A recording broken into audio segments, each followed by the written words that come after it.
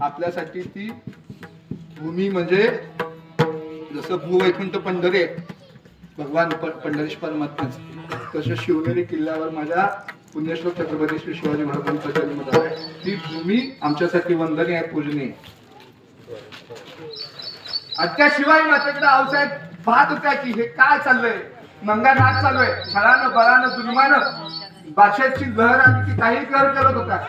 आणि अशा अवस्थेमध्ये माझा शेतकरी कष्टकरी, माझ्या मुली बाई, माझ्या लेकी सुना सुरक्षित राहायच्या असतील तर असा राजा माझ्या पोटी जन्माला घाल की ह्या सर्वातून तो मुक्त करेल. आणि भगवान श्रीकृष्णाने दिलेला अभिवचन मी जे मगाशी सांगितलं, यदा यदा धर्मस्य, ते तत्वतंत पाळलं. आणि फाल्गुन वद्य तृतीया म्हणजेच इंग्रजी दिनांकानुसार 19 फेब्रुवारी 1630 रोजी आऊसाहेबांच्या पोटी शिवनेरी किल्ल्यावर राष्ट्रस्वरूप भगवंत पुण्यश्लोक छत्रपती श्री शिवाजी महाराजांचा जन्म झाला. मग शिवाजी महाराजांना आपण देव का म्हणायचं? देवाची लक्षणं, ईश्वराची लक्षणं सांगताना 10व्या अध्यायात माऊलींनी सांगितलं आहे का, यशस्वी औदार्य, ज्ञान, वैराग्य, ऐश्वर्य हे सहाय्य असतील, हे सहाय्य गुणवरी असतील. भगवंताच्या लक्षणं काय आहेत? भगवंताचं ओळख करण्यासाठी त्यांचे गुणांची वर्णन करतात माऊलींनी. यश, श्री, औदार्य, ज्ञान, वैराग्य आणि ऐश्वर्य हे सहाय्य गुण ज्याच्या अंगी ठासून भरलेले असतात तो देव असतो, तो ईश्वर असतो, तो भगवंत असतो. आणि पुण्यश्लोक छत्रपती श्री शिवाजी महाराजांच्या अंगी यश, श्री, औदार्य, ज्ञान, वैराग्य आणि ऐश्वर्य हे सहाय्य गुण ठासून भरले होते. म्हणून तो आमच्यासाठी राजा आहे, म्हणून तो आमच्यासाठी देव आहे, म्हणून आमच्यासाठी तो ईश्वर आहे.